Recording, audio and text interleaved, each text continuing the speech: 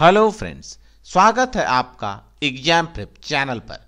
आज से हम अपने चैनल पे स्टार्ट कर रहे हैं ऑनलाइन टेस्ट और आज के ऑनलाइन टेस्ट में हम देखने वाले हैं जीके के 25 अति महत्वपूर्ण प्रश्न जो कि विभिन्न एग्जाम्स में बार बार पूछे जाते हैं। तो आप इस वीडियो को बिना स्किप किए हुए एंड तक देखिएगा और अपने दोस्तों के साथ शेयर कीजिएगा फेसबुक और व्हाट्सएप पे, जिससे कि उन्हें भी इस वीडियो का बेनिफिट मिल सके और उन्हें भी हेल्प मिल सके। और अगर आपको वीडियो अच्छा लगे तो लाइक करना वीडियो को जरूर से, और आप चाहते हैं कि इसी प्रकार से वीडियो आपको मिलते रहें डेली बेसिस पे ऑनलाइन टेस्ट के साथ ही साथ मैथ्स और रीजनिंग के भी वीडियो, तो आप नीचे दिए गए रेड कलर के बटन को सब्सक्राइब कर लें और वहीं पे आपको बेल का आइकन दिखेगा जो कि इस प्रकार से हो जानी चाहिए आपके बेल बटन दबाने के बाद, तो आपको हमारे सारे वीडियो के नोटिफिकेशन मिलते रहेंगे। तो चलिए स्टार्ट करते हैं आज के इस ऑनलाइन टेस्ट को। लेकिन टेस्ट शुरू करने से पहले मैं आपको बता दूं कि यहाँ पे आपको कुछ समय दिया जाएगा 10 से 15 सेकेंड्स का, जिसमें कि आपको इन क्वेश्चंस के आंसर बताने हैं कमेंट बॉक्स में। तो स्टार्ट करें अब इस टेस्ट को। लीजिए, पहला क्वेश्चन आपके सामने आ गया। क्वेश्चन है, हमारा राष्ट्रीय गीत वंदे मातरम कब पहली बार गाया गया? तो आपको बताना है कि किस वर्ष वंदे मातरम पहली बार गाया गया था। ऑप्शंस आपके सामने हैं, कमेंट बॉक्स में आंसर दें। तो कब गाया गया वंदे मातरम पहली बार? यह गाया गया 1896 ईस्वी में कलकत्ता अधिवेशन में पहली बार गाया गया था वंदे मातरम। चलिए देखते हैं अगला क्वेश्चन। नेक्स्ट क्वेश्चन है, प्रथम बौद्ध संगीति का आयोजन किसके संरक्षण में हुआ था? प्रथम बौद्ध संगीति का आयोजन किसके संरक्षण में हुआ था? आपको बताना है कि इन शासकों में से किसके शासनकाल में प्रथम बौद्ध संगीति का आयोजन हुआ था। तो क्या होगा सही उत्तर? तो इसका जो सही उत्तर होगा वो होगा अजातशत्रु। अजातशत्रु के काल में प्रथम बौद्ध संगीति का आयोजन हुआ था। कालाशोक के समय में द्वितीय बौद्ध संगीति, अशोक के संरक्षण में तृतीय बौद्ध संगीति और कनिष्क के संरक्षण में चतुर्थ बौद्ध संगीति का आयोजन किया गया था। चलिए देखते हैं अब अगला क्वेश्चन। गंगैकोंड चोलपुरम का शिव मंदिर का निर्माण किसके समय में हुआ? गंगैकोंड चोलपुरम का शिव मंदिर का निर्माण किसके समय में हुआ, अर्थात किसने बनवाया था? कमेंट में आप लोग आंसर दें, क्या होगा सही उत्तर?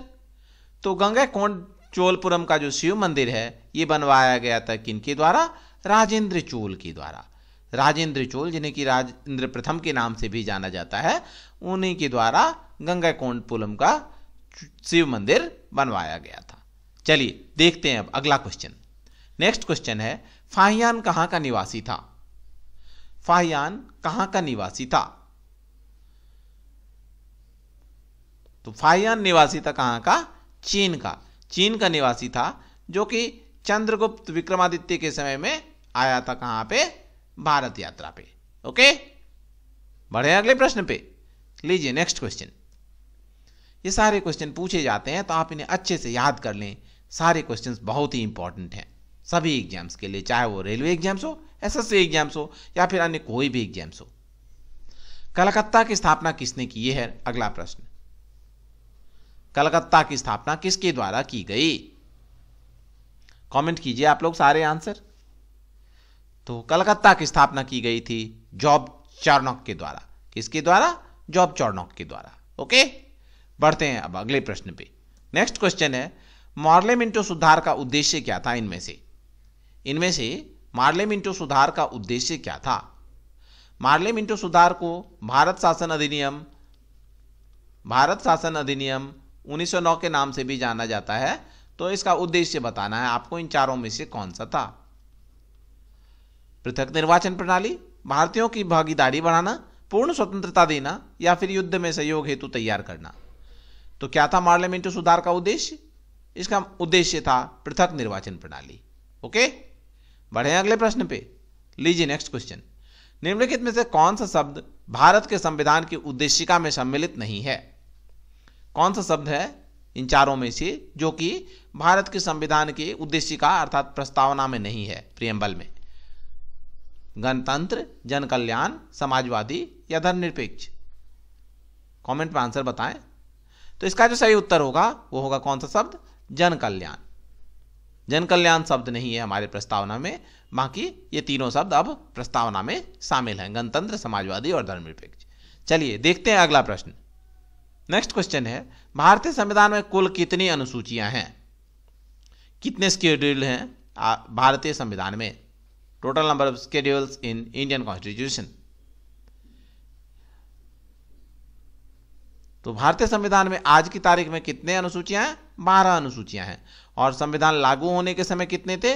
संविधान लागू होने के समय 8 अनुसूचियां थी, किसमें? भारतीय संविधान में। उसके बाद विभिन्न अनुसूचियां जुड़ती गई। 9वीं अनुसूची जुड़ी 1951 में, और 10वीं अनुसूची जुड़ी थी कब? 1985 में, और 11वीं 92वीं अनुसूची जुड़ी 1993-94 में। ओके, बढ़ते हैं अगले प्रश्न पे। अब नेक्स्ट क्वेश्चन है, निम्नलिखित में से किस देश से भारतीय संविधान ने एकल नागरिकता का प्रावधान अपनाया है? आपको बताना है कि इनमें से किस देश से भारतीय संविधान ने एकल नागरिकता का प्रावधान अपनाया है। सिंगल सिटीजनशिप का प्रावधान किस देश से लिया गया है? तो सिंगल सिटीजनशिप का प्रावधान लिया गया किस देश से? ये लिया गया है इंग्लैंड से, अर्थात ब्रिटेन से। ओके, इंग्लैंड ब्रिटेन एक ही है, ब्रिटेन आ जाए तो आप लोग कंफ्यूज ना हो जाना। बढ़ते हैं अब अगले प्रश्न पे। नेक्स्ट क्वेश्चन है, भारतीय संविधान में मूल कर्तव्य कब समाविष्ट किए गए? मूल कर्तव्यों को भारतीय संविधान में कब जोड़ा गया, यह पूछा जा रहा है आपसे। कमेंट बॉक्स में आंसर दें, क्या होगा सही उत्तर इसका? तो भारतीय संविधान में मूल कर्तव्य कब जोड़े गए? 1976 ईस्वी में जोड़े गए थे, 42वें संविधान संशोधन के द्वारा। 42वें संशोधन के द्वारा ये क्या जोड़े गए थे? मूल कर्तव्य जोड़े गए थे भारतीय संविधान में। ओके, बढ़ते हैं अगला प्रश्न पे। नेक्स्ट क्वेश्चन है, सलाल जल विद्युत परियोजना किस राज्य में है? सलाल जल विद्युत परियोजना किस राज्य में है, यह बताना है आपको। ऑप्शन है आपके सामने, कमेंट कीजिए। तो सलाल जल विद्युत परियोजना जो है यह है किस राज्य में स्थित? जम्मू कश्मीर में है। कौन से नदी पे है? चिनाब नदी पे है बनी हुई। चिनाब नदी पे है बनी हुई सलाल जल विद्युत परियोजना। अगला प्रश्न है, जब एक ही माह में 2 पूर्णिमा हो तो इस परिघटना को क्या कहते हैं? जब एक ही महीने में 2 पूर्णिमा आ जाए तो इसे क्या कहते हैं, किस नाम से जानते हैं? New moon, blue moon, green moon या रेड मून?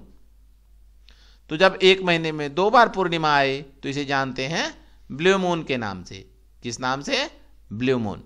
ओके, चलिए देखते हैं अगला प्रश्न। निम्नलिखित में से कौन सा राज्य जनसंख्या की दृष्टि से सबसे छोटा है?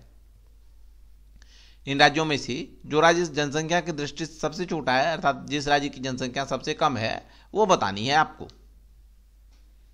तो कौन सा होगा उत्तर? तो इसका उत्तर हो जाएगा सिक्किम, जिसकी जनसंख्या लगभग 6.12 लाख है। 6.12 लाख के आसपास, 6.12 लाख के आसपास है क्या सिक्किम की जनसंख्या। और सबसे बड़ा राज्य कौन सा है जनसंख्या की दृष्टि से? तो जनसंख्या की दृष्टि से सबसे बड़ा राज्य है उत्तर प्रदेश। चलिए देखते हैं अगला प्रश्न। मानसून शब्द की व्युत्पत्ति किस भाषा से हुई है? किस भाषा से मानसून शब्द आया है यह बताना है आपको। तो मानसून शब्द की उत्पत्ति हुई है अरबी भाषा से। कौन से भाषा से? अरबी भाषा से। अगला प्रश्न है अब आपके सामने, निम्नलिखित में से किस नदी का सबसे बड़ा जल ग्रहण क्षेत्र है? किस नदी का जल ग्रहण क्षेत्र सबसे बड़ा है यह बताना है। तो क्या होगा सही उत्तर? तो इन चारों में से गोदावरी, यमुना, महानदी और ताप्ती में से सबसे बड़ा जल ग्रहण क्षेत्र बताना है। तो हमारा उत्तर हो जाएगा कौन सा? गोदावरी, जिसका जल ग्रहण क्षेत्र लगभग 3.12 लाख स्क्वायर किलोमीटर है, वर्ग किलोमीटर है। 3.12 लाख वर्ग किलोमीटर है इसका जल ग्रहण क्षेत्र। ओके, चलिए देखते हैं अगला प्रश्न। क्वेश्चन है, मोसाद निम्नलिखित में से किस देश की खुफिया एजेंसी है? मोसाद किस देश की खुफिया एजेंसी है ये बताने हैं। कमेंट कीजिए आंसर। तो इसका जो सही उत्तर होगा वो होगा इजराइल। कहां की खुफिया एजेंसी है मोसाद? मोसाद है इजराइल की खुफिया एजेंसी, इंटेलिजेंस एजेंसी। ओके, देखते हैं अगला प्रश्न। नेक्स्ट क्वेश्चन है, विश्व पर्यटन दिवस कब मनाया जाता है? विश्व पर्यटन दिवस कब मनाया जाता है? World tourism day. World tourism day कब मनाया जाता है ये बताना है आपको। बताइए कब मनाते हैं वर्ल्ड टूरिज्म डे? तो ये मनाया जाता है कब? 27 सितंबर को। 27 सितंबर को प्रत्येक वर्ष वर्ल्ड टूरिज्म डे, विश्व पर्यटन दिवस मनाते हैं। 14 सितंबर को हिंदी दिवस, 19 नवंबर शौचालय दिवस और 21 जून कौन सा दिवस? योग दिवस। ओके, याद रखेंगे। अगला क्वेश्चन है, इडुक्की बांध किस राज्य में स्थित है? इडुक्की डैम किस राज्य में स्थित है ये बताना है आपको। इनमें से किस राज्य में स्थित है इडुक्की डैम, इडुक्की बांध? तो इडुक्की बांध स्थित है कहां पे? केरल में। केरल में है। कौन सी नदी पे स्थित है? ये है पेरियार नदी पे स्थित है इडुक्की डैम। तो याद रखिएगा। देखते हैं अगला प्रश्न। क्वेश्चन है, बुल्स पद किस खेल से संबंधित है? किस खेल में बुल्स टर्म यूज किया जाता है ये बताना है। तैराकी, शूटिंग, बॉक्सिंग या रेसलिंग? तो बुल्स शब्द जो है ये यूज होता है किसमें? शूटिंग में। शूटिंग में बुल्स शब्द का, बुल्स एक टर्म है जहां पे निशाना लगाना होता है, वो कहलाता है, वो जो निशाना होता है गोल जो बना होता है सेंटर पे, वही होता है बुल्स। ओके, यहीं पे निशाना लगाना होता है। अगला प्रश्न है, नाउरू की राजधानी कहां है? नाउरू की राजधानी बताने हैं आपको। तो नाउरू की राजधानी कहां है? नाउरू की राजधानी है यारेन।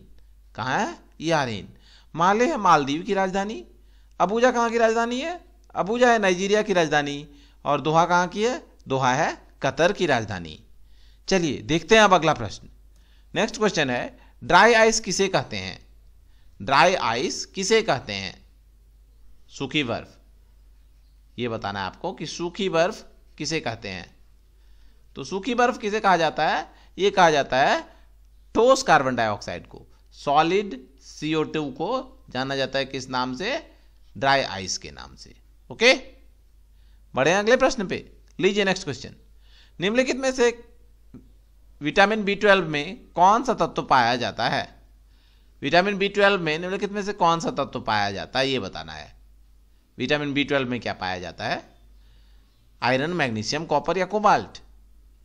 तो विटामिन B12 में पाया जाता है कोबाल्ट। विटामिन B12 का रासायनिक नाम क्या है? इसका रासायनिक नाम है साइनोकोबालामिन। साइनोकोबालामिन। कोबाला से याद रहेगा ना आपको, कोबाला से हो गया कोबाल्ट। ओके, अगला क्वेश्चन है, गैमेक्सिन का रासायनिक नाम क्या है? गैमेक्सिन का रासायनिक नाम पूछा गया है आपसे, कमेंट कीजिए आंसर। तो गैमेक्सिन का जो रासायनिक नाम है वो है benzene hexachloride. Benzene hexachloride. Okay, next question है, पानी का घनत्व किस तापमान पर अधिकतम होता है? बहुत बार पूछा जाता है ये क्वेश्चन विभिन्न एग्जाम्स में। पानी का घनत्व किस तापमान पर अधिकतम होता है? किस टेम्परेचर पर वाटर डेंसिटी मैक्सिमम होती है? तो पानी का घनत्व अधिकतम होता है 4 डिग्री सेंटीग्रेड पे। 4 डिग्री सेंटीग्रेड पे पानी का घनत्व क्या होता है? मैक्सिमम होता है। अब देखते हैं अगला प्रश्न जो कि आपके सामने, भविष्य का ईंधन निम्न में से किसे कहा जाता है? भविष्य का ईंधन निम्न में से किसे कहा जाता है? तो भविष्य का ईंधन कहा जाता है किसको? हाइड्रोजन को। हाइड्रोजन को कहा जाता है भविष्य का ईंधन, फ्यूचर फ्यूल के नाम से जाना जाता है किसे? हाइड्रोजन को। तो हमारा उत्तर होगा हाइड्रोजन। तो ये थे आज के ऑनलाइन टेस्ट के क्वेश्चंस। आपके कितने मार्क्स आए कमेंट करके हमें जरूर बताएं, और वीडियो अच्छा लगा तो लाइक तो कर ही दिया होगा अब तक आपने, और सब्सक्राइब शेयर करना ना भूलें चैनल को और वीडियो को। धन्यवाद दोस्तों, मिलते हैं एक नए वीडियो में कल इसी समय। धन्यवाद।